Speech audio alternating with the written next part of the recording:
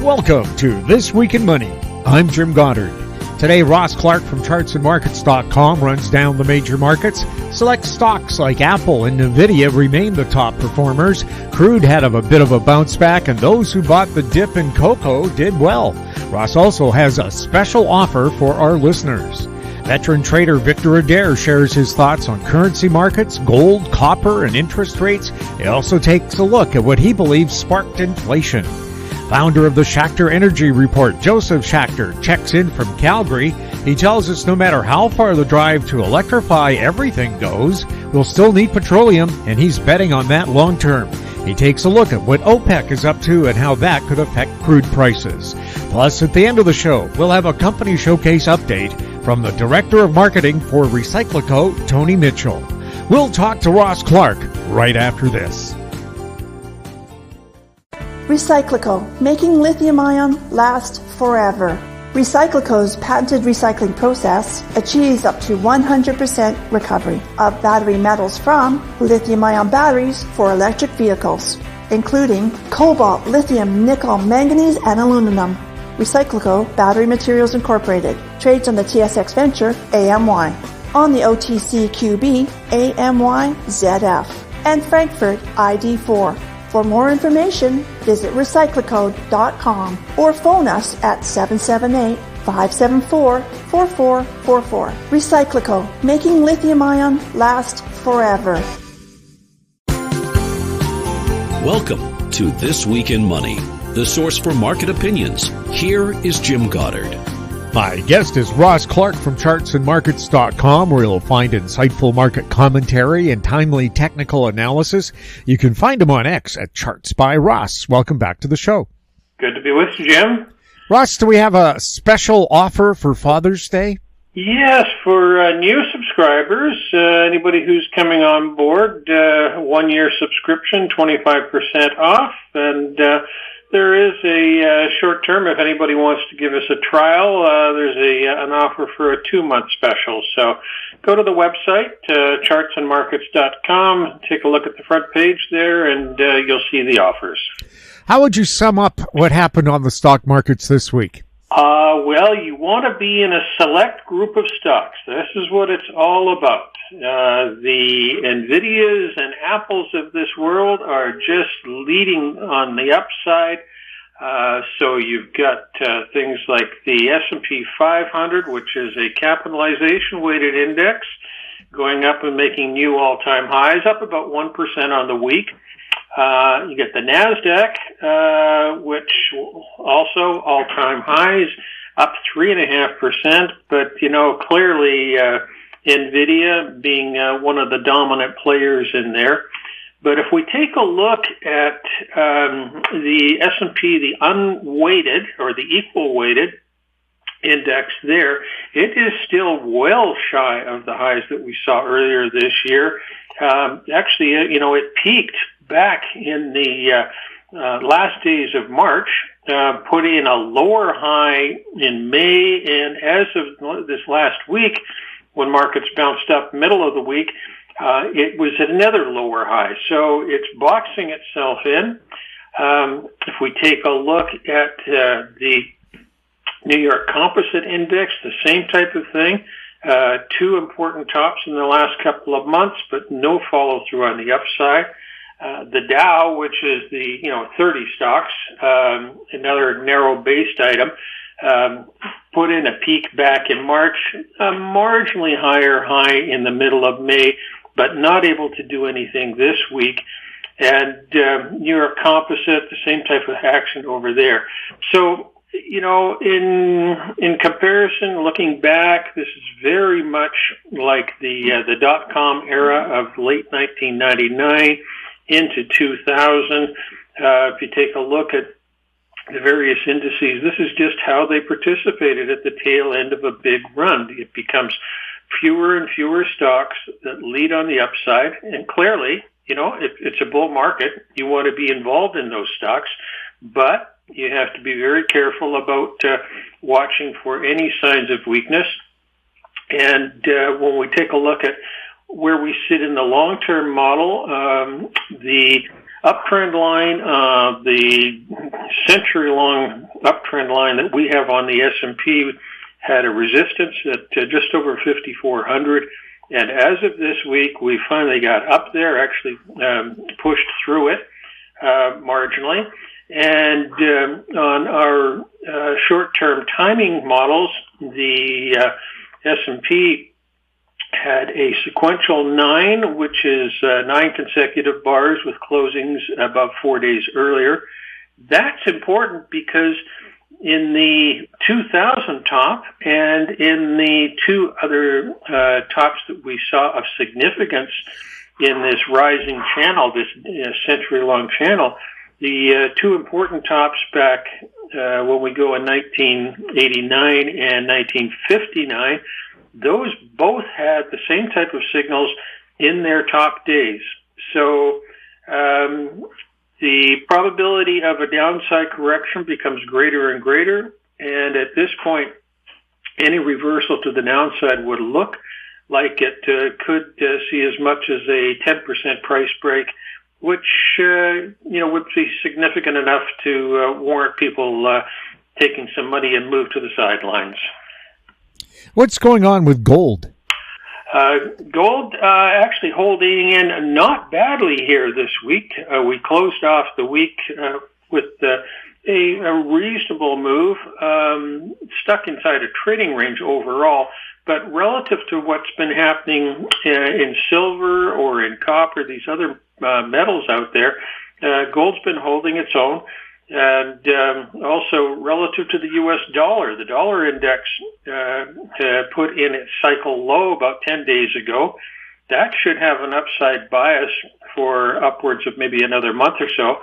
We did close above the 20-day moving average, which is a catalyst point to identify that the cycle low is in place, and that happened back on the 7th of this month.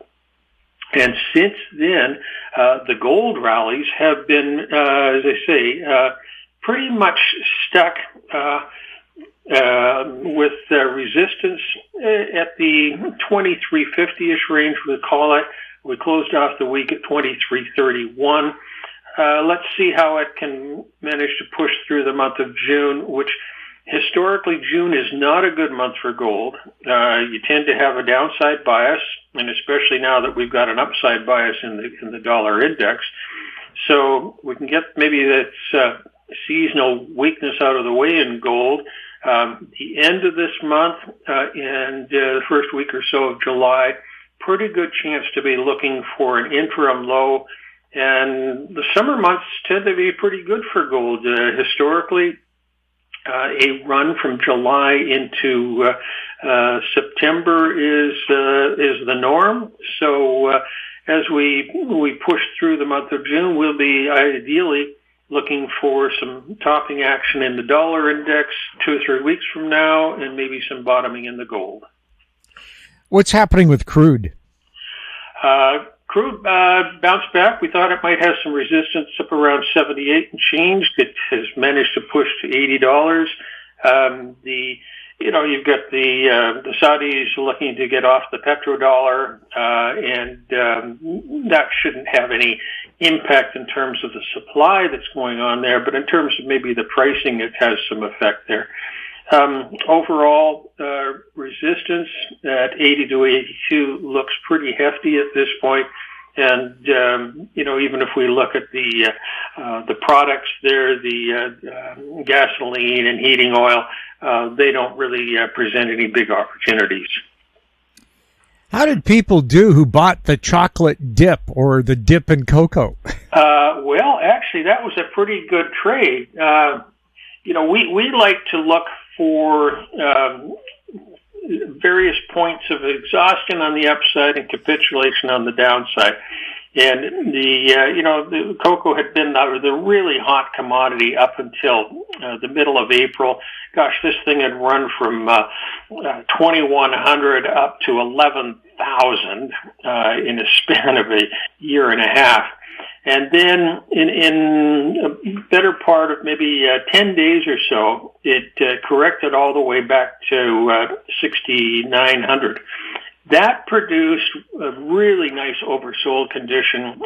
The daily charts were just a fabulous buy, and we've now retraced about 85 to 90% of the losses off the highs. So, been very buoyant. And, for all that we like to look at the technicals, the fact is that there are underlying problems with anybody in the agricultural business. They'll tell you, whether it's in grains or in sugar or whether it's in cocoa. There are things that affect the market there that are beyond the charts that we look at.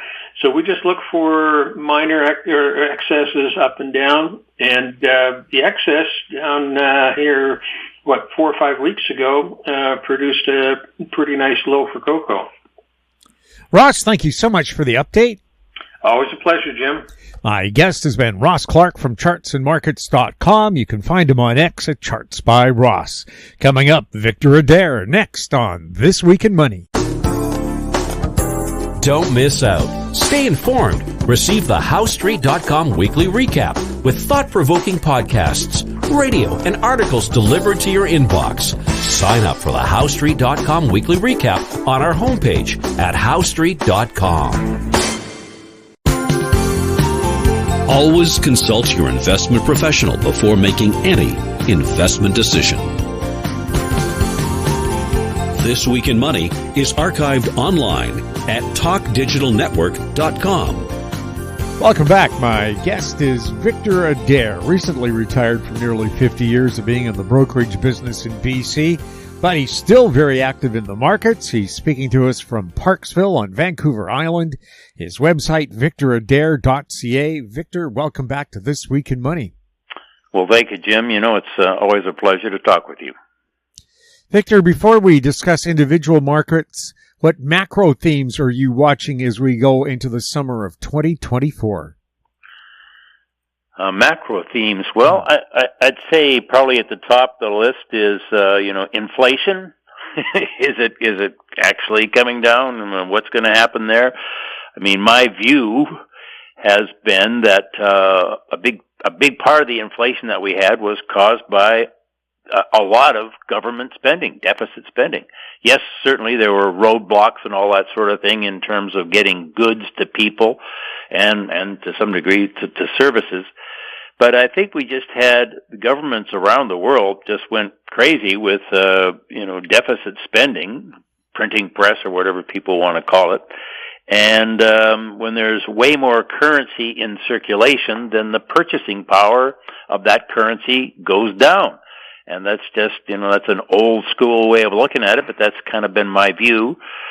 And now, the government's doing that kind of created a problem for the central banks because they wanted to keep inflation down. So central banks put interest rates up to see if that wouldn't get inflation down. In some respects, it seems to have. Maybe inflation's come down in and of itself.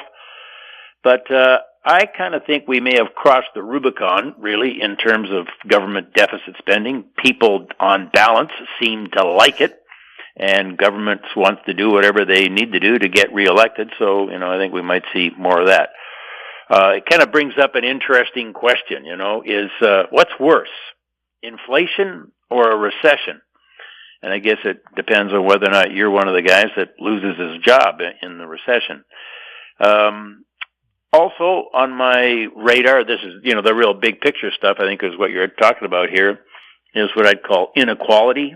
We've seen, let's say in North America, people who own real estate and or stocks, have done better than people who don't own those assets that have gone up in price. We're seeing that there's inequality in the sense that people that haven't been in those kind of markets don't have the wherewithal to buy their first home, that sort of thing. And yet, the inequality in North America, I think they call it a Gini index, whatever, sort of like the difference between people that have a lot and people that don't. The inequality in America is, I think, relatively mild compared to, say, some of the emerging markets, call it Mexico or India. And I mention those two because they've both had elections recently that have rocked the boat a bit. And that brings me to another topic, elections. I'm really going to be paying attention to elections. Just this week in France, we had pan-European elections there where, to use the expression, the far right seemed to do better than some of the people on the left or the far left would have wished. And we had Macron, the president of, I think he's the president of France, it's called a snap election. And since then, that's just this week, the French stock market, the broad French stock market index is down about 10%, and the euro is weak. One of my favorite barometers at looking at the euro, by the way, is the relationship between the euro and the Swiss franc. Well, the Swiss franc has gone to a 3.5-month high against the euro just this week, as capital, when it gets nervous in Europe, they like to, slide a little money across the border and put it into Switzerland. So, yeah, and then last on the list, but certainly not the least important, just geopolitical stress. I know the war in Ukraine seems to be, it's off the radar screen of a lot of people because it just seems to be going on and on and on and nothing's happening. But, it's still real, as the West seems to be taking steps to be more engaged, if not actually putting boots on the ground in Ukraine, certainly providing Ukraine with more and more sophisticated weapons to hit the Russians and so on.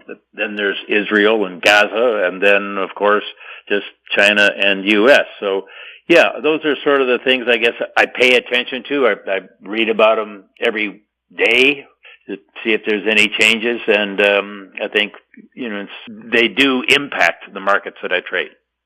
Now, Stats Canada said that Canadian personal wealth grew faster than debt in the first quarter, and that's the first time that's happened in quite some time.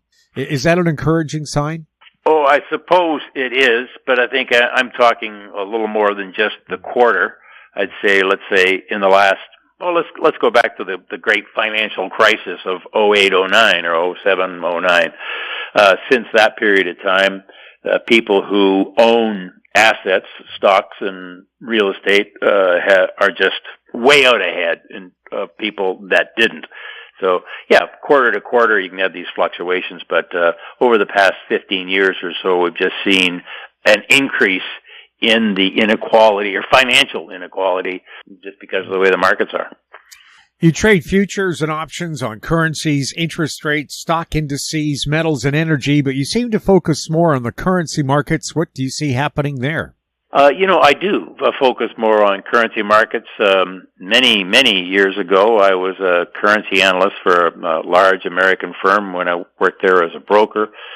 And I've just always paid attention to currencies. I just mentioned, for instance, the Swiss franc against the U.S. dollar, against the euro, how it's gone up because capital in Europe, the nearest place to go for a bit of a safe haven, capital goes to Switzerland. But the Swiss franc has been, people have this notion of the Swiss franc. It's rock solid and, gold-backed and the sensible governments and, they stay out of wars and so on. But the Swiss franc has been one of the strongest currencies in the world. It made highs, or essentially, I'm going to say all-time highs against both the U.S. dollar and the euro currency in December of last year.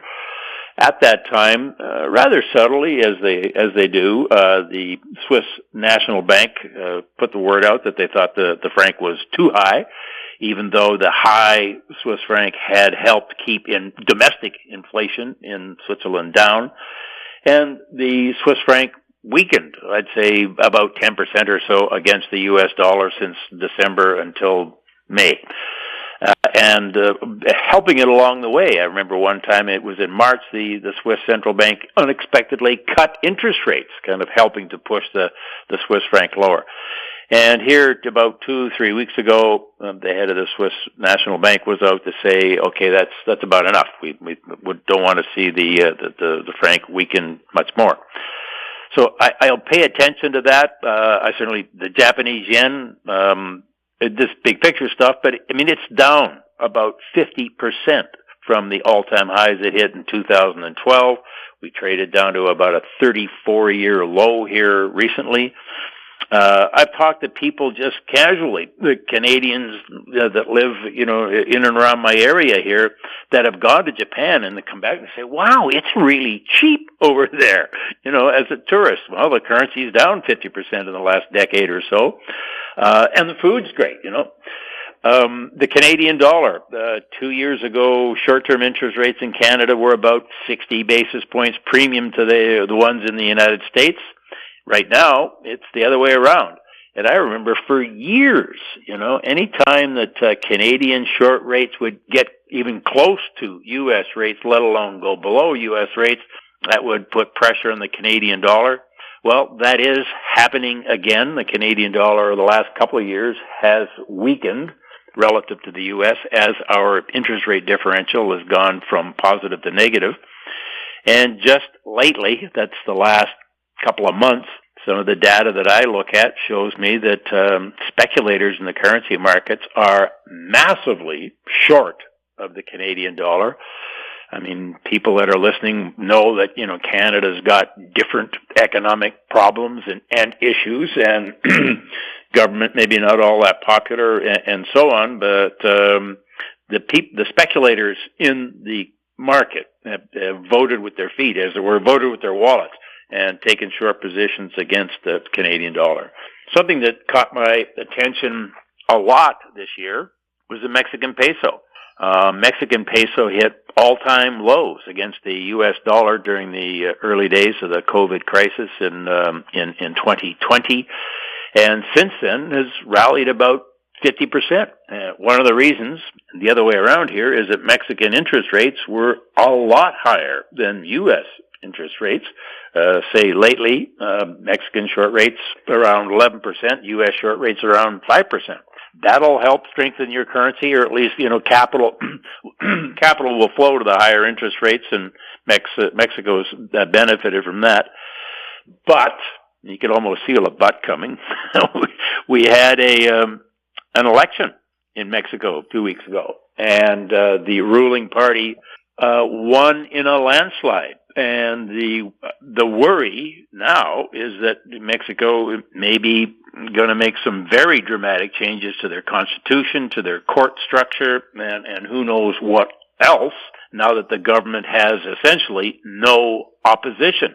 Some people even worry whether or not there'll be just go back to the one-party rule in Mexico. So I'm interested in currencies. I do spend probably trade currencies more than anything else. They're very, very interesting markets, very liquid, the markets that I trade in, and lots of opportunities. So, and I guess one of the very best trades, from what I've just said here, you can imagine, one of the best trades in the world the last few years has been to be long the Mexican peso while short the Japanese yen at the same time. And there have been hedge funds out there that have had that trade on in size and with a lot of leverage. So, yeah. Anyway, lots of opportunities in currencies, and that's one of the reasons I like to trade them. And I think also, Jim, just to finish up, if you're going to trade, and you're going to trade, one thing one day and something else the next day and something else the next day and something else the next day. My friend Kevin Muir refers to himself as the macro tourist, so that's the kind of thing that he does. But I think there is definitely some merit in kind of narrowing your focus. It's like you can't be good at everything, so maybe try to be good at one thing. So maybe that's another reason why I stick to currencies more than anything else. Gold rallied to all-time highs around $24.50 in mid-May, but then fell about $150. What are your thoughts on gold? Well, I've like the currency. It's nice sometimes think of gold as a currency. I've traded gold for 50 years in all kinds of ways. In terms of just trading the futures and the options, gold mining shares, help raise the money for gold mining companies and all that sort of thing. And long time ago, I used to traffic in physical gold bullion, buying and selling bars of the stuff. But to go to this, we go back to last September, gold was around $1,800, and then in the beginning of October, Hamas came across the border into Israel with that dreadful attack on the Israelis. And since then, gold price is up about $650 or about 35% to the highs that we made in May. I think we chronicled here recently that the sort of the last leg higher in the gold price was really the Chinese speculative buying of gold. Now, lots of good reasons for sure for people in China to buy gold, with the kind of government environment they live in, with the real estate market cracking the way it was. Gold just looked like a good thing to buy. And as it was going up, it seemed as though on the Shanghai Futures Exchange, there was sort of a herding effect where, hey, everybody's buying gold, I better buy gold. Well, and away it went. So I think we probably got overdone at the highs. And one of the things that would make me think that is one of the traditional big markets for gold, big buyers for gold, is India. And India just basically stopped buying gold. They will not buy gold if they think it's too expensive, and they just stopped. Alongside the spec buying of gold, I think I referred to it as the bedrock issue for the gold market here over the last year or so, has been much larger than historically central bank buying of gold. And a lot of people tied that to, the sanctions, for instance, that the United States and other Western countries put on Russia, seized their assets and that sort of thing. So, if you're sort of not on their side, as it were, and like the Chinese, you might want to, instead of having reserves in U.S. dollars, have them in gold. So then I guess it was early in June, we had the Chinese the Chinese central bank just sort of put a note out saying they didn't buy any gold in May. And I think that was a bit of a shock to the market. But like a lot of markets, prices run up, people get in, and then prices correct. And that's, I think, really what's happened to gold. We ran up $650. We've corrected so far $150. The longer-term bullish picture or story, as I like to call it, for gold, probably still intact, but, these are the fluctuations you get along the way. Copper prices also made record highs in mid-May, but have fallen from those highs. What are your expectations for copper? I think the copper market was very similar to gold in terms of the price action. Copper was up more than 30% from March lows to the highs we made in May, let's say just over 2 months. And the big bullish story on copper was the coming electrification of everything. And because of that, we're going to need more and more and more copper. Actually, we're going to need more copper than it's possible to produce. So, gee whiz, prices had to go up.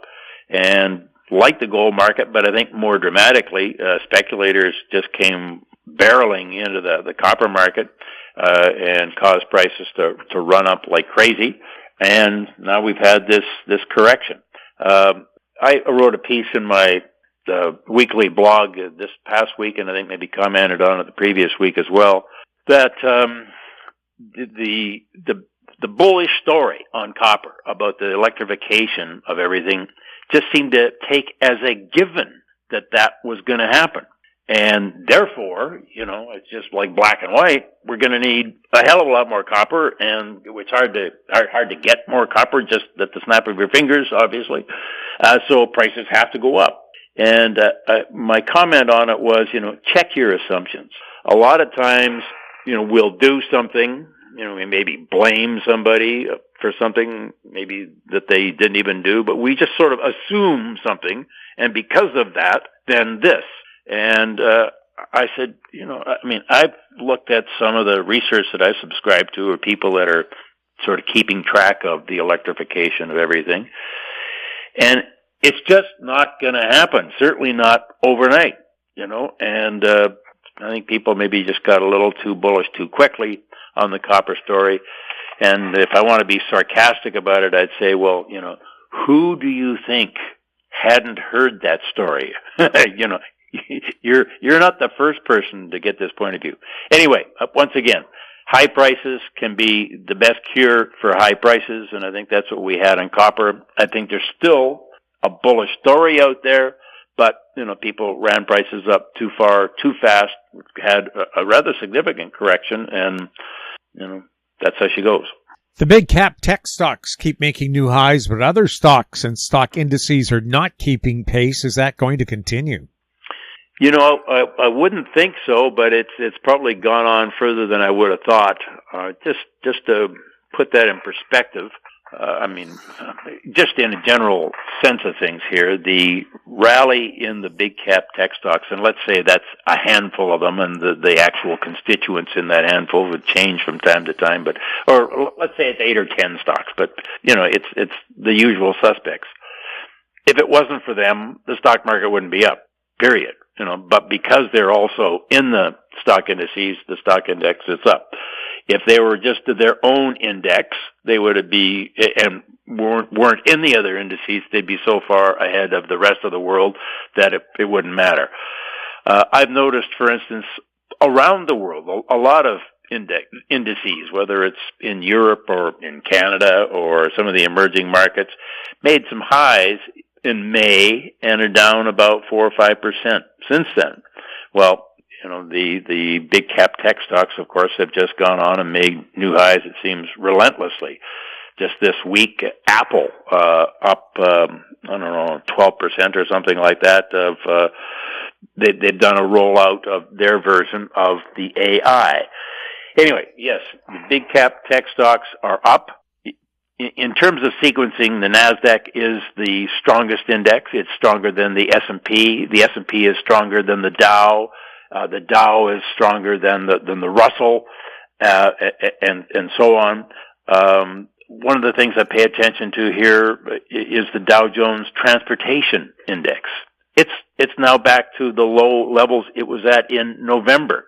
So certainly the rally that we're seeing in the stock index, and folks know this, but it's not monolithic. It's very, very much driven by the top tech stocks. You've heard me say on the show more times than I can remember, I suppose, that capital comes to America for safety and for opportunity. And I think the big cap tech stocks, have just so outperformed anything else in the world that has acted as a magnet for capital to come to the United States. When people do that, they're switching from euros or francs or whatever into U.S. dollars. That puts a big bid in the U.S. dollar. So, will it continue? I guess it'll go until it stops. It's tough to fade this, even though I certainly feel as though there is huge FOMO in there. I mean, if you're a money manager running other people's money and you don't own those stocks, the folks that you're managing money for are going to say, well, why not? Look at the money we're leaving on the table or we're not making. So, it's a career risk for a money manager to not be in those stocks. And then there's other people that'll chase anything that's going up. So, and Jim, you asked how long if it'll continue. I'm not sure. That's just sort of the current weather report. Market expectations for interest rates have been going up and down like a yo-yo lately. Where do they stand now? You're absolutely right. Been going up and down like a yo-yo. Seems like where we at just 10 days or so ago, the unemployment figures in the United States came out, and the employment figures, and employment was way stronger than had been expected, and interest rates rose. The expectation in the market, there's even some analysts saying, hey, maybe we won't get any cuts this year. You go forward just a few days to Wednesday of this week, the CPI numbers came out. CPI was softer by 0.1%, and the market, threw a champagne party. So right now, the expectation is that the Fed will cut interest rates probably twice this year. That's 2 25 basis point cuts, probably starting in September. But, that's all subject to change as the weather will change come whatever the latest stat is that comes out next week. You've often described yourself as a risk manager rather than a trader. What do you mean by that, and what risks are on your radar? Well, I'll tell you what, that's a bit of a steal from my friend and a colleague from years ago, Peter Brandt. We both used to work for the same Chicago-based firm 45 years ago, I suppose. He says, I'm not a trader, I'm a risk manager, and I think the difference is that folks would have a view that a trader is some kind of a guru guy who can peer into the future and see what's going to happen, or, at least thinks he can, and makes bets, and occasionally somebody gets a run of good luck and they get written up as, the greatest trader of all time or whatever. For those of us who actually survive over years and years and different kinds of cycles and different kinds of priorities, I suppose, in the markets, we realize that we're very often wrong in our perception. I describe it as saying, I don't have a crystal ball. I make money by managing risk. So I have opinions, and I'm not shy about sharing them. But at the same time, when I look at my track record over the years, and by the way, I look at the track record of some of the historically most successful traders, and I'm not one of them. I'm not going to pretend that, but just say these folks that have survived are wrong a lot, and allow for that. Yeah, you got a great idea, you put it on. If it's not working, you just say, "Oh, it's not working." Get out of it. Put your money into something that is working. That. So that's what I mean by being a risk manager rather than a trader. What are the risks that are on my radar? In a way, one of the risks I see out there is it seems to be a perception in the part of the broader public that stocks always go up. And I think there's an industry of people out there who say to their clients, put your money with us, we're going to invest in the stock market, and we're just going to buy the market. We don't have to try to pick stocks, although it'd be nice to have Nvidia and Apple and so on, and they do, the passive investing. But just put your money in the stock market and leave it there. Don't try to get out if there's a little dip, and, don't get too aggressive, and, you'll retire rich. And I think that is dangerous, and but it's worked great for the last 15 years. We've had a great run up since the great financial crisis. So there's that. The elections, I touched briefly on that. I think elections, and I think the elections are going to, in a way, reflect inequality, but by the voters, and the inequality, for instance, might, let's say folks that are feeling left behind may be more inclined to vote for Trump than for Biden. The first televised debate between Trump and Biden is less than 2 weeks away on the 27th of June. And I think that's going to be like the start of, heavy campaigning, the start of the election cycle for real in the United States. And that's going to be important. For instance, and I noted this in my blog last week, Trump seems to want the U.S. dollar lower. He says, the rest of the world is sort of stealing our lunch because the dollar is so strong. They can manufacture stuff overseas, come in here, sell it into America, and put our local makers of stuff out of business. If, in fact, coming into the election, foreigners say to themselves, we've invested a lot of money in America over the last while, and we've done very well. But if Trump is going to devalue the dollar, maybe we should sell that stuff and bring it, repatriate it, bring it back, turn it into our own currency before he comes along and tries to get the dollar down. There's going to be some big risks here of things changing with the different elections we're having. We got one coming up on the 4th of July in the UK. Clearly, the election I referenced earlier in France is going to be important. But the granddaddy of them all is going to be the one in the United States. And I think we're going to see I would anticipate going before the election actually hits, we're going to see some people moving money around, maybe aggressively, as they make some guesses as to how that election is going to play out. So, there's always risks. I mean, there's risks of getting too cocky. You have a few winners and you think you've got it all figured out, and that sort of thing. But yeah, managing risk is much more important than pretending you've got a crystal ball. Victor, thank you so much for chatting with us.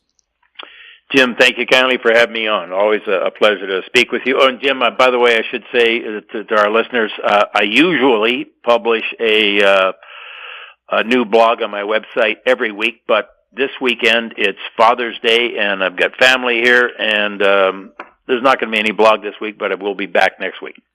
Put your feet up. Enjoy it. Thanks, Jim. My guest has been Victor Adair. His website, Adair.ca. He was speaking to us from Vancouver Island. Coming up, Josef Schachter, next on This Week in Money. RecycLiCo, making lithium-ion last forever. RecycLiCo's patented recycling process achieves up to 100% recovery of battery metals from lithium-ion batteries for electric vehicles, including cobalt, lithium, nickel, manganese, and aluminum. RecycLiCo Battery Materials Incorporated trades on the TSX venture AMY, on the OTCQB AMYZF, and Frankfurt ID4. For more information, visit RecycLiCo.com or phone us at 778-574-4444. RecycLiCo, making lithium-ion last forever. This Week in Money is archived online at talkdigitalnetwork.com. Welcome back. My guest is Josef Schachter, founder of the Schachter Energy Report online at Schachterenergyreport.ca. He's speaking to us from Calgary. Welcome back to This Week in Money. Good to be with you, Jim. Pleasure. Can you tell us about the Schachter Energy Report and how people can subscribe to it? Sure. We started this in 2017. A lot of individuals were finding they couldn't get research and coverage on small and medium-sized E&P and service companies, and we started with an idea of covering 20 companies.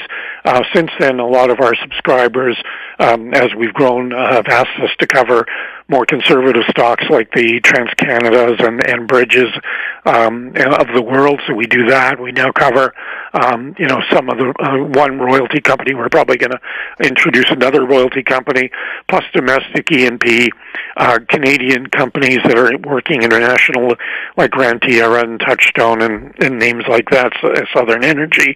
And then we cover the energy service sector. And so we now cover 36 companies. The report, we do 2 of them a month.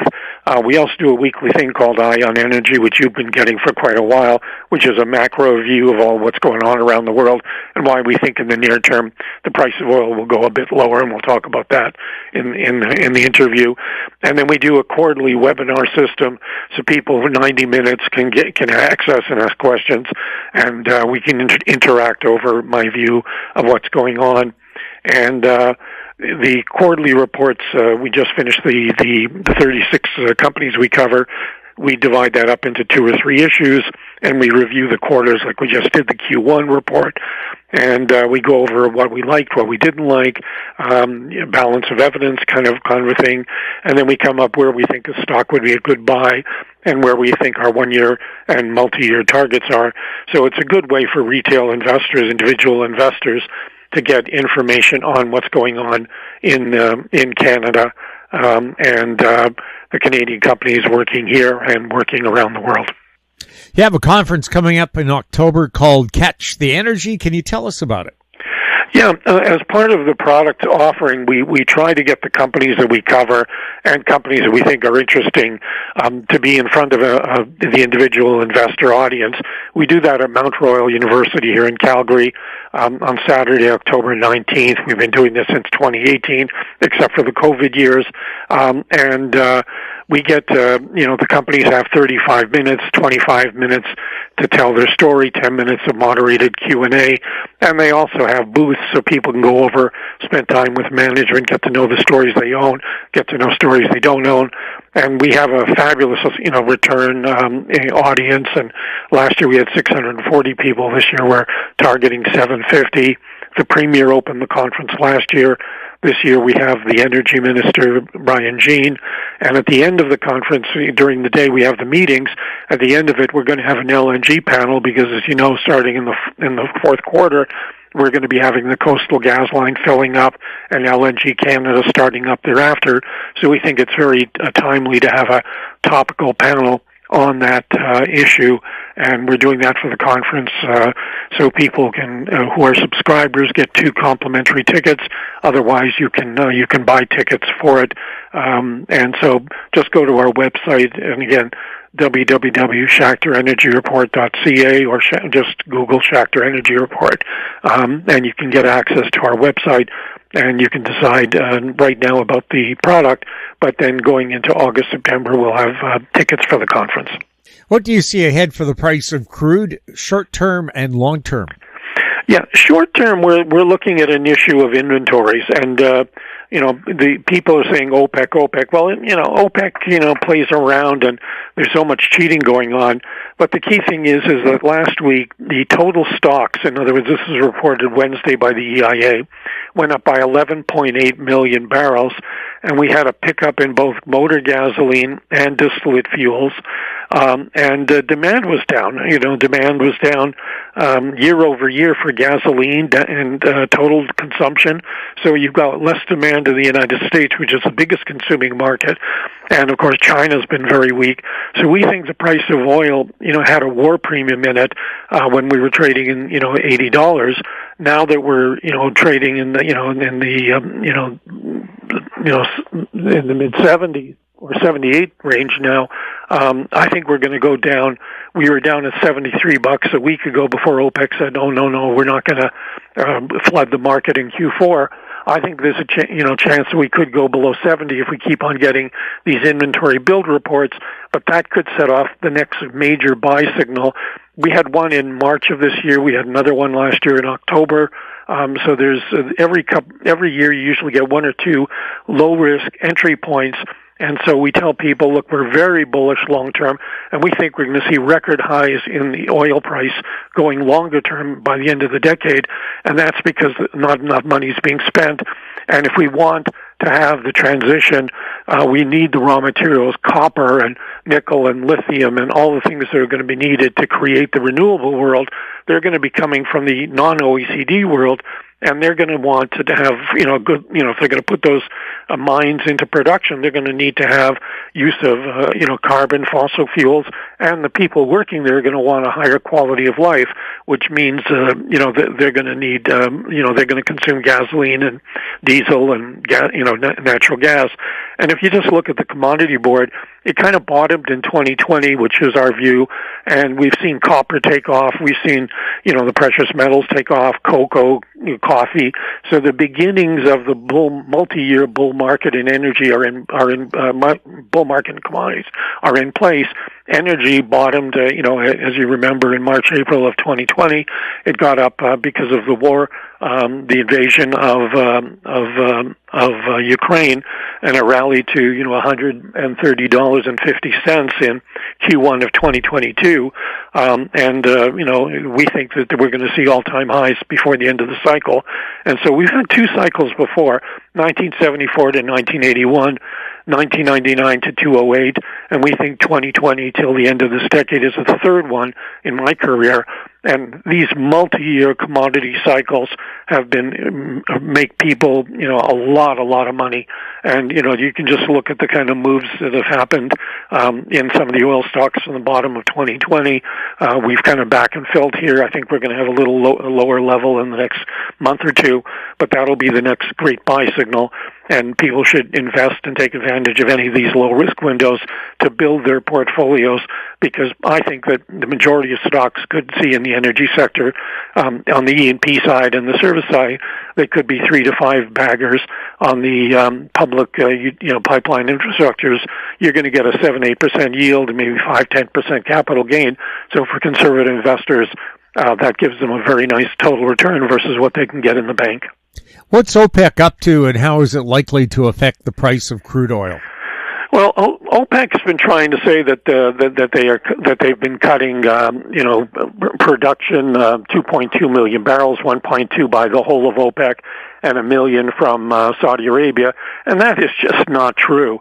When you look at the data, they just had the OPEC report for the month of June released, and they increased production by 29,000 to 26.6.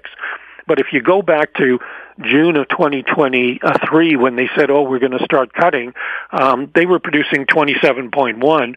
So they've only really cut in actual volumes 458. What they talk about is their quotas. Well, quotas are a big difference between actual volumes. So the reality is there is a lot of oil out there right now, and that's why we're seeing the inventory build that I talked about. And I think we're going to see that inventory build. I don't think we're going to see an active summer because middle income and lower income people are just finding the budgets constrained by the inflation issue. And so I think we're going to see prices pull back here. But then I think as we talk about this multi-year lengthy cycle, I think we're going to see much higher prices, and then OPEC can start bringing back some more production or increase production if they want. Saudi Arabia is producing about 9 million barrels right now. They can probably produce 10.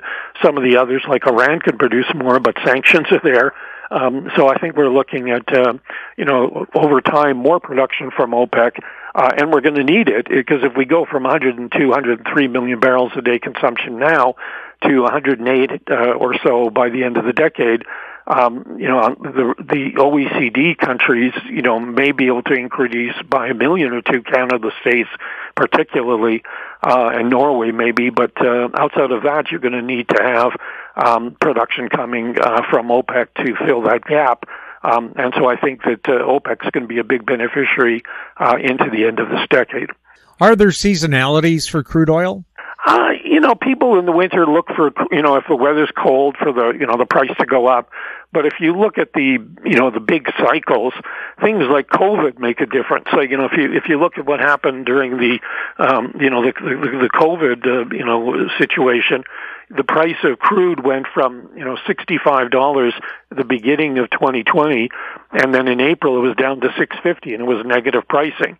Then you take into account the Ukraine invasion by Russia, the price of crude was trading at $62.43 at the end of 2021, and in the first quarter in February-March, it traded $130.50. So war events and major, kind of economic disruptions like COVID have more power than just winter coming or summer air conditioning impacting natural gas. The weather can have an impact, especially if you have hurricanes and shut-in production in the Gulf of Mexico.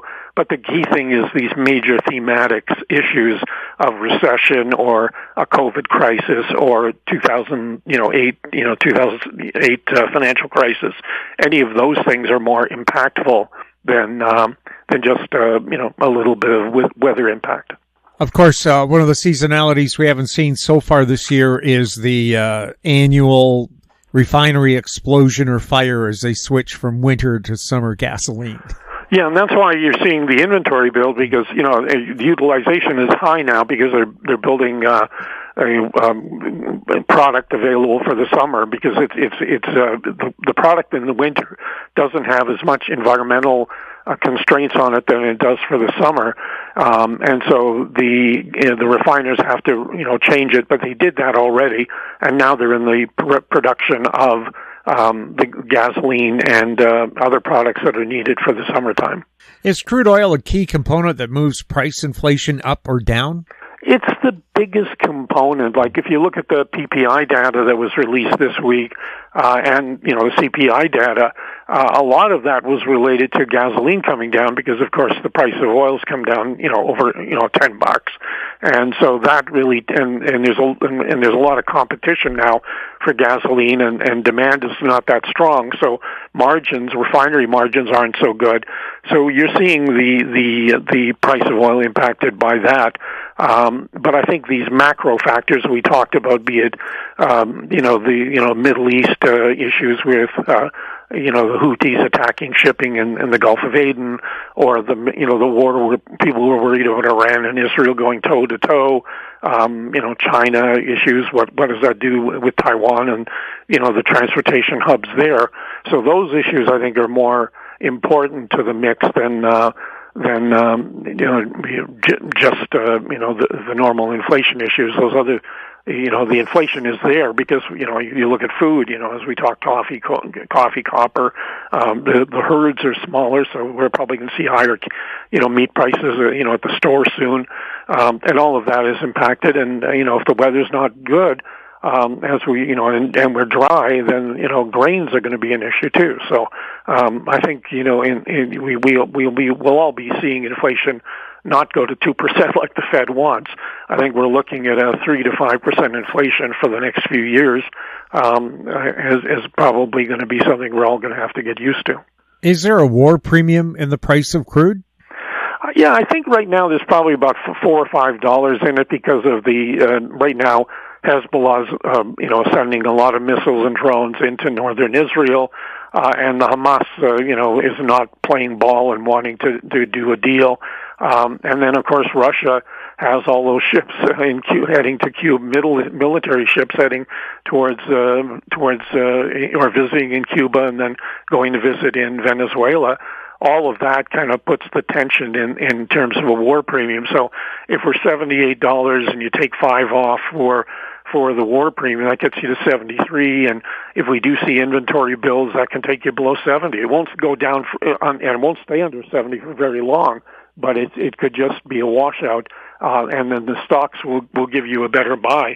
If you look at the TSX Energy Index, it's pulled back quite a bit, from the 308 level that it was just a month or two ago, and it's down because of the market weakness and because of the lower price of oil. And today the index is down, almost 8 points to 275 for the S&P TSX Energy Index. So from 308, we're down to 275. And my view is we might pull back here in the next few weeks below 240 if the price of oil goes below 70. And to us, that would be a table-pounding buying opportunity. Do you have bullish and bearish cases for crude? Yeah, the bearish case for crude would be if we went into recession, because there's quite a bit of product and inventories are building. Inventories would build even more.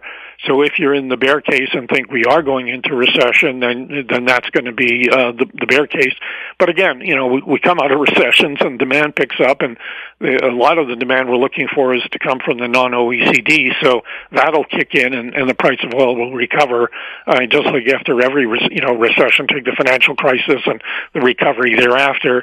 The bullish case, more bullish case than today than I have right now, would be if there was any disruption of supply by any individual OPEC member that's of some consequence, 3-4 million barrels, producer, or if there was any attack on the shipping lanes, the Straits of Malacca, the Strait of Hormuz, all of those key arteries for, the ships to go from the producing nations to the consuming nations, that could drive the price of oil up.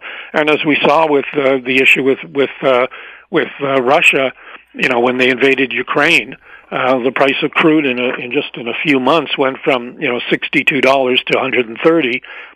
So it can happen very quickly if there's a disruption in supply. Does crude oil care who the president of the United States is? I don't think the barrel matters, but I think the people producing the barrels will be impacted. I think there's such a negative problem with Biden cutting off access to drilling locations and his negative talk about the natural gas and the industry is doing a commendable job of with carbon capture and all the rest of it. They're not getting credit. They're not getting credit in Canada either. And so to me, it's very disappointing. And so I think Biden would be a negative for, if he's reelected, would be a negative for the energy sector and capital investment. If it was President Trump and he he opened the door for more drilling and gave the industry the pat on the back to go out and bring on more oil and become a major exporter, even more so than the U.S. is today, that would be a positive. So the industry would very much like to see President Trump elected. Does the Canadian carbon tax suck a lot more money out of pockets than the government admits? The reality is that the industry is trying to find out what this whole tax credit issue is going to be for the investment into carbon capture and all the rest of it. So it's still up in the air, and we still are waiting for the federal government to come through on that.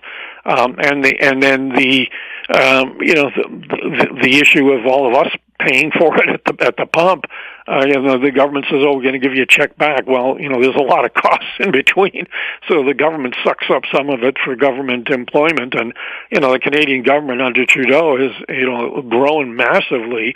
And one thing that shocks me is they're paid very well, but they also get bonuses. Historically, government employees weren't given bonuses. And then I think there was a report in one of the Canadian newspapers saying that an analysis of the requirements for the bonuses in terms of performance were not met at all, and they still got the bonuses, or many people who didn't have the performance got bonuses. So, the government is paying very well. You got the pensions, you got the early retirement. Those things were not, things that the private sector did. So, you got paid more in the private sector, but you had, and you got bonused in the private sector, but you had less job security. The government, you got the job security and the bonuses. So it's a big change to when I graduated from university. Of course, you have the CBC as well. They laid off 600 people, and then management gave themselves a $15 million bonus. Yeah, shocking. As a taxpayer, you should be livid about that. And it's unbelievable. People wonder about the efficiency of CBC and its left-wing, pro-government, pro-liberal status. But the reality is, laying off people and then declaring bonuses is just totally unconscionable. Capital gains tax increase in Canada, is that going to hurt energy production? I'm not sure it's going to impact the energy production, but I think people who are investing in the sector, who are wealthy, who now have to pay a higher percentage of capital gains, are going to be looking at alternative investments and saying, okay, what's my risk appetite? And then, knowing that I have, this higher capital gains tax coming on gains over, 250,000. So I don't think it would impact, large, high net worth investors or family offices. I think it's just a cost of doing business, and hopefully at some point, we get a new government in Ottawa, and then they just say this is a disincentive for investing. I think the whole issue we've heard about small businesses and farmers and doctors who benefit from the lower capital gains tax, having that reversed would be something that if a conservatives won, that you'd want to see them do right away. Are oil rig counts an indicator of where the price of crude could be heading? Well, it's almost a vote by the industry saying, weather-related, you always have like spring breakup in Canada because there's road bans and things like that, or weather will impact, the activity. But outside of that, on a normal basis, comparing year to year, it's the issue of, what is the government doing? What are the taxation issues? What are the environmental tough restriction changes? What about the investment tax credit we just talked about for making the investments to carbon capture and other things that can be done? So I think that you're right that corporations will take that into account. What do you see ahead for natural gas? Well, natural gas in the States is doing pretty well. It's, $2.80, $2.90 was over $3 this week. The problem for us in Canada is that it's trading around $1, and we all are waiting till that, Coastal starts taking gas, 2.1 BCF a day, and we produce 17, 18. So that's going to be a major difference. But right now the price of Canadian gas is about $1. So it's really not very profitable, but a lot of companies have hedged, and are surviving because of that. Next year, you can hedge for the year, over $3. So a lot of companies have done that, just to protect their capital expenditure program and dividends that they have. But I think that once we have LNG Canada on, and you've seen the positive announcement from the Haisla Nations and about Cedars, the more projects get approved, then I think we're going to see prices in Canada match what they are in the States, but it'll be equivalent dollars, and then it'll be the question of the Canadian dollar being at a discount, so 73 cents. So if you have, a $3 price in the States, we'll have a $3 AECO, but that's not comparable because of the currency issue. Are there seasonalities to natural gas? Yeah, weather. So summertime air conditioning demand is very strong. That impacts it. Hurricane season, shutting in gas will tighten inventories and bring inventories down.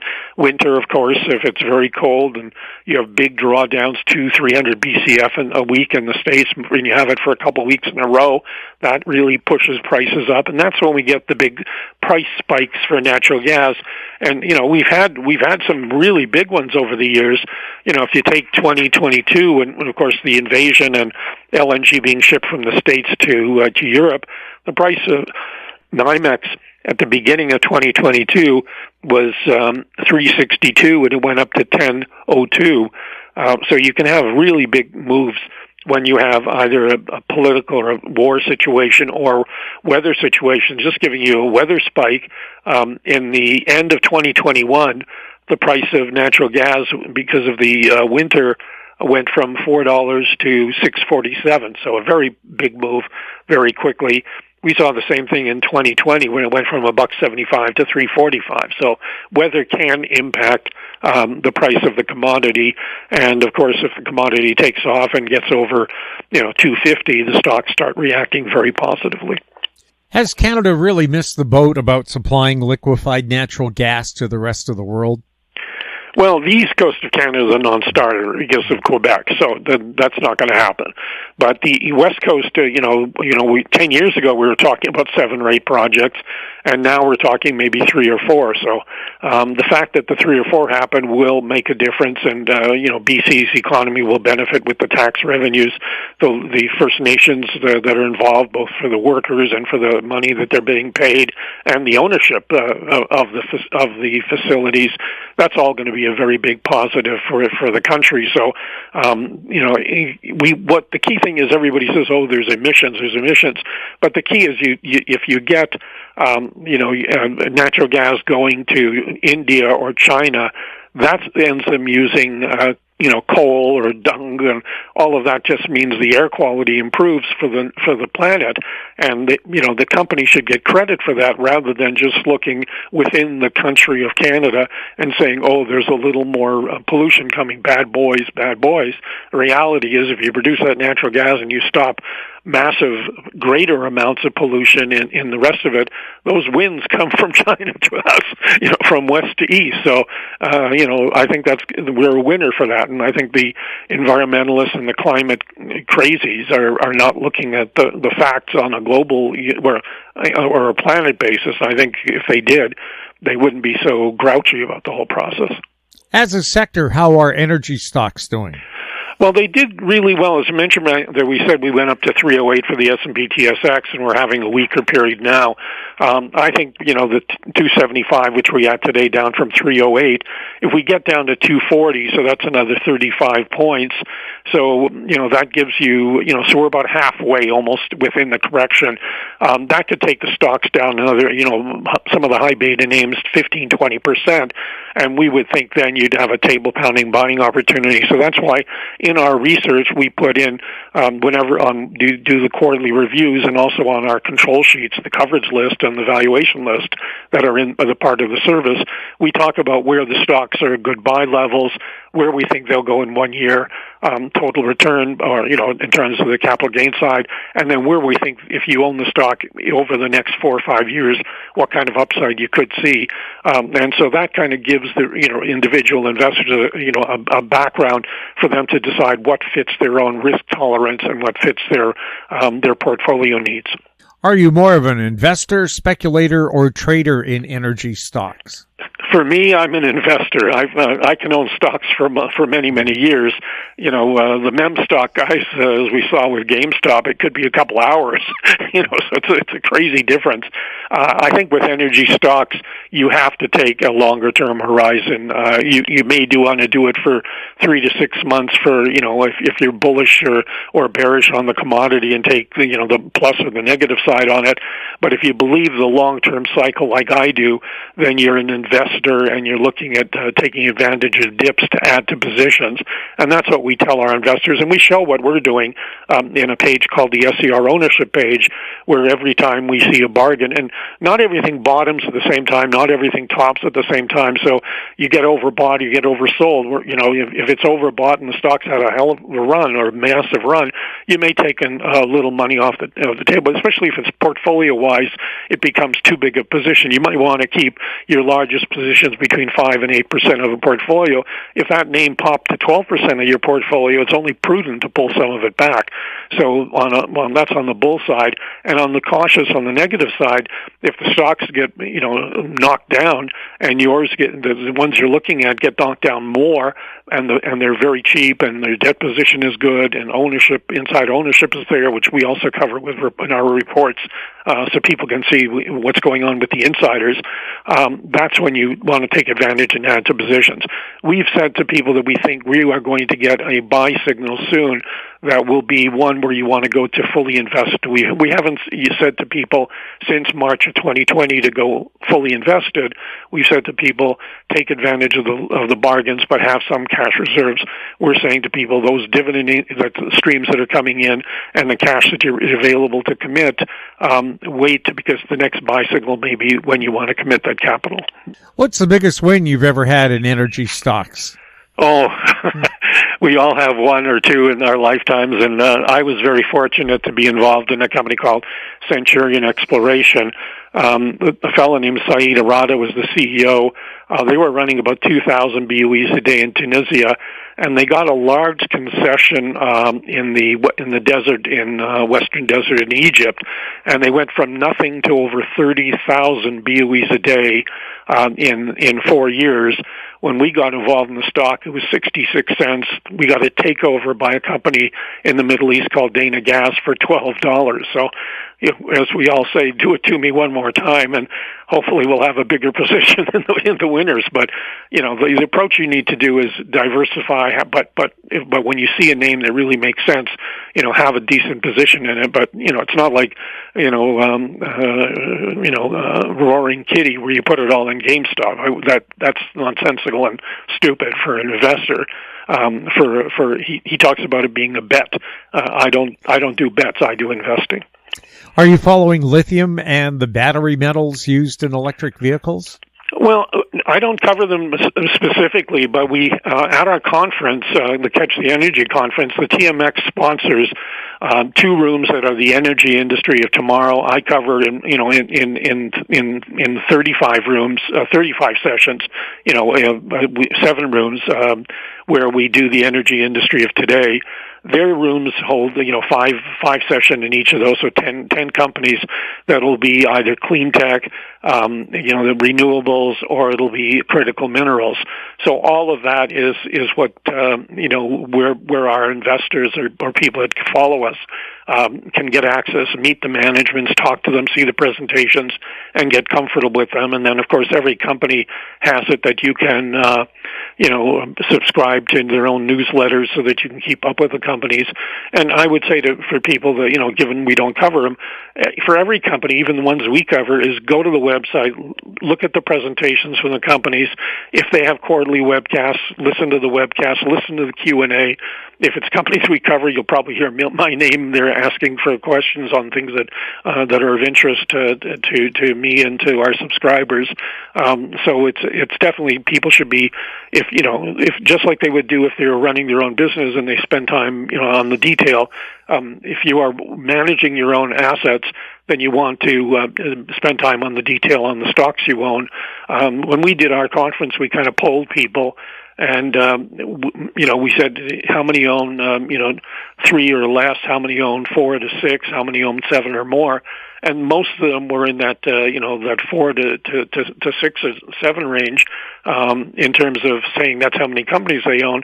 And a lot of them were the more conservative names because they wanted dividend income streams, because, the wealthy people want to have a cash flow for their retirement income and to pay their bills. So to me, that's something that, people should be wanting to come to the conference so they can meet the companies they own, face-to-face time, ask them the questions, listen to the other people's questions at the booth, and be in the presentations. And, to get access to, people like Mike Rose, the CEO of Tourmaline, or the CEO of STEP or Trican, in the fracking business, or, other natural gas producers like NuVista, Birchcliff have signed up. So there's a lot of chance for people to get information on companies, be it international like Touchstone, and others that are coming. All of it is great input for investors, and that FaceTime is a very valuable thing, because in the old days you had AGMs, you could go to them if it was in your city, like Calgary would be mostly at the Pete Club. Now, most of them are virtual, so people don't have access to management. That's one of the reasons we created our product, is that we would be the intermediary. We would see the companies, we would write them up, and then we would have the conference, so people could have that FaceTime. And I think that FaceTime is important, because if you have an investment of a significant amount of your personal net worth in it, you want to be on top of the name. You don't want to feel that it's just a number on a piece of paper. If you have a diversified portfolio of 25 names or a big mutual fund, that's not an issue. But if you focus your portfolio on 5 to 10 names, then you want to be more attached to the story, and that's where the FaceTime is important. That's why we've put together the conference to complement the SCR research product. Do you see an electric vehicle in your future? You look at the ones coming out of South Korea, and the fact that the ranges are farther, and the charging issues are still the problem for me. One is range. I'd like to be able to go from Calgary to Edmonton and back, or be able to get a quick charge. But we just don't have enough supercharging and speedy charging. Where you pull up to a Starbucks, and by the time you come out of getting your latte, your car's charged, or wherever. That kind of quick turnaround, like you can at a gasoline station, I think is critical. And there's not enough charging stations, and the charging times, and then winter is a problem. The province of Alberta has winter, and so how much of the charge, how quickly do you have to recharge given the cold weather? And so, to me, until those things are resolved technologically, I'm watching with bated breath, but I haven't been enticed enough to go to a showroom.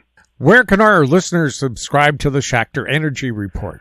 Well, people should just go to our website. They can either Google Schachter Energy Report, SCHACHTER Energy Report, or they can go to www.schachterenergyreport.ca. And then there's a subscribe page, and we have, you can see all the things we're doing. There's some free issues that people can take a look at. There's information there on ion energy. And then just as a reminder, if you want to come to the conference, then you get 2 complimentary tickets with a subscription. So that's a value proposition for those who want to come to the conference. And there's a video there showing, from the TMX of the conference from last year. And we'll be announcing in our ion energy and in our research starting next month of the companies that are attending. We're in pretty good shape. We got 20 out of 25 slots for our regular rooms, and 7 out of the 10 for the large rooms. And the TMX is busy with their 10 slots. So by mid-July, we should have all the slots filled, and that people can see, do I own that name? Hey, here's a chance for me to have FaceTime with the companies I own. It's worth for me to, if I'm outside of Calgary, to come to Calgary. We get a draw from across Canada coming to the conference. We have people coming in from Europe, people from family offices, but it's mostly focused on individual investors. And as I said, those investors may only own 3, 4, 5 names, and they really want to know those stories, so they feel comfortable with knowing those and owning those stories, and having FaceTime with management to ask the questions that are on their mind. That's really very good value to make people comfortable with their investments, which we did because we saw a vacuum, and that vacuum that we're filling, and it's been very successful for us, and our clients have been very happy with it. Joseph, thank you so much for being on This Week in Money. My pleasure as always, Jim. My guest has been Josef Schachter, founder of the Schachter Energy Report online at Schachter.Energy.ca. He was speaking to us from Calgary. And that wraps up our show for this week. We'd like to thank our guests, Ross Clark, Victor Adair, and Josef Schachter. And thank you for listening. If you have any questions for the show or for our guests, you can send them to info@howstreet.com. Now stand by for a company showcase update from the Director of Marketing for RecycLiCo, Tony Mitchell. I'm Jim Goddard. We'll be back next week with more This Week in Money. Comments made on This Week in Money are an expression of opinion only and should not be construed in any manner whatsoever as recommendations to buy or sell any financial instrument at any time. Archived online at talkdigitalnetwork.com. This Week in Money is a production of Howe Street Media Incorporated. Executive producer is Tom Allen. Welcome to Company Showcase, an advertising feature on HoweStreet.com. I'm Jim Goddard. My guest is Tony Mitchell, Director of Marketing for RecycLiCo. Tony, welcome back to Company Showcase. Hey, Jim. How are things going in the world of RecycLiCo? Great, Jim. As we move into the summer months, when things inevitably slow down, everyone inside RecycLiCo is full steam ahead on our joint venture in Taiwan.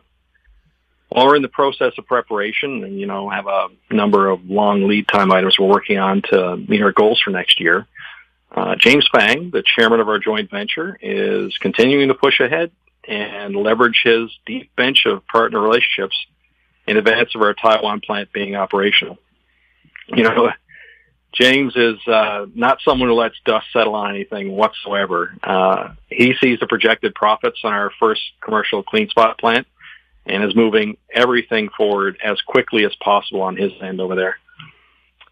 And then, on another note, Richard and the team have also been continuing their vetting of experienced and credentialed candidates for the CEO role.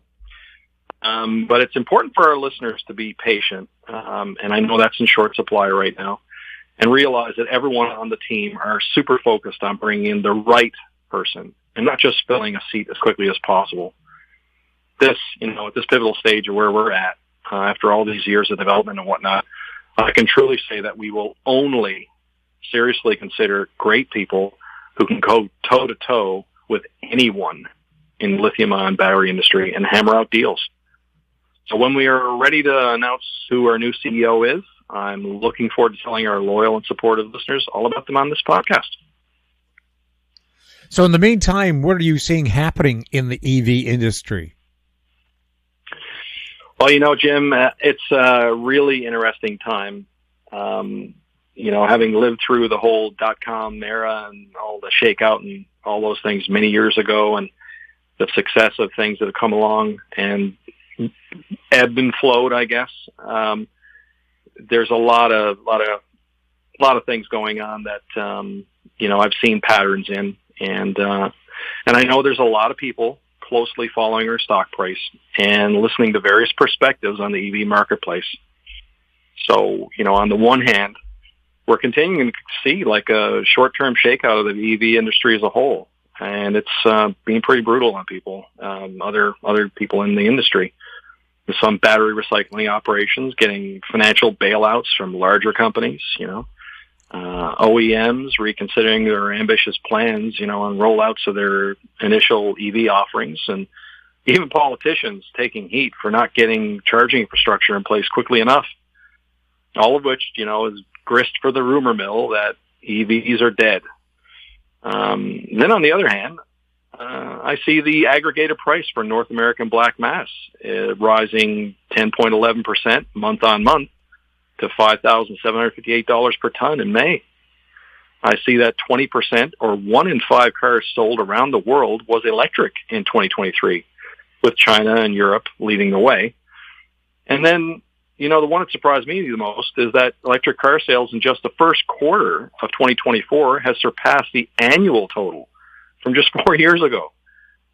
So, when you take those facts into account, you quickly realize we're well past the point of, EVs are just glorified golf carts. They'll never take off. we're in the early years of the world's inevitable multi-decade transition from internal combustion engine vehicles to electric vehicles. And sales stats don't lie. EVs are here to stay, and you'll be seeing more of them on the road, no matter what the naysayers in the media are focused on putting out there today. So what does that all mean for RecycLiCo today? Well, for us and our investors, it means our prudent, lean approach to getting our first commercial joint venture operational, using the cash we have on hand, and generating real-world revenue ASAP is proven to be just what's required to weather these turbulent times and lead the way out of the storm. Sure, we could have gone the high CapEx route of a lot of our competitors and raised billions of dollars to build huge new buildings and fill them with expensive third-party, off-the-shelf discharging and grinding equipment, and duplicated their serious financial and business missteps along the way. But we knew there were a number of major unavoidable factors everyone in our industry were going to have to deal with in the short term as we grow, in the CV industry. One of them was access to battery waste feedstock. With 78% of battery waste expected to be made up of battery production scrap for 2025 and be the majority of the pool of recyclable material for many years to come, the most efficient plan, is to recover this material on site within or alongside the facility producing the scrap. After all, if you're focused on running a highly profitable battery factory, why would you ever want to let go of the valuable battery materials locked within your own scrap, only to buy it back at a multiple of its initial value? And then, another inevitable factor to keep in mind is that end-of-life EV batteries and black mass are essentially toxic waste products. So when you think about all the various countries and regions around the world waking up to this fact, in combination with the high strategic value locked within these materials, stricter regulations and restrictions on their handling and transport, as well as, import and export rules, they're really inevitable, which is another reason why having a recovery and upcycling plant within or alongside your battery production facility, makes obvious sense, as those restrictions and regulations would no longer apply. And a third major factor is that if you're offering a solution to a battery manufacturer's production scrap problem, only the most efficient and scalable recovery and upcycling process will be financially viable. Many of our competitors have been finding out during the recent shakeout that while they said they had a great battery recycling technology when the price of lithium was high, when the price for lithium dropped, they found their operations, were no longer economically feasible and had to go back to the drawing board. But, that's in essence, they put the cart before the horse. And that's why we spent many years developing and perfecting our patented technology to such a fine degree that, no wastewater goes back in the environment. We don't have to work with the highly toxic solvents or sodium sulfates found in many other hydromet operations. And we can even regenerate chemicals used during our closed-loop process that can be put back into use on the front end. All of this adds up to a highly efficient patented process that produces battery-ready materials in the fewest number of steps. And that's why, these days we're getting a lot of large testing partners coming back to us because they've done their due diligence on competing processes and are realizing RecycLiCo can deliver the highest extraction and the highest value product. After all, they don't want to run the most profitable. If they want to run the most profitable operations and produce the highest quality product possible, they know the integration of our process within existing or planned facilities is the way to go, and it's being given the attention and priority it deserves at the highest levels. So with those factors in mind, I'm excited to see our team grow, and I'm excited to see our Taiwan joint venture become the benchmark for subsequent clean spot lithium-ion battery recycling operations around the globe.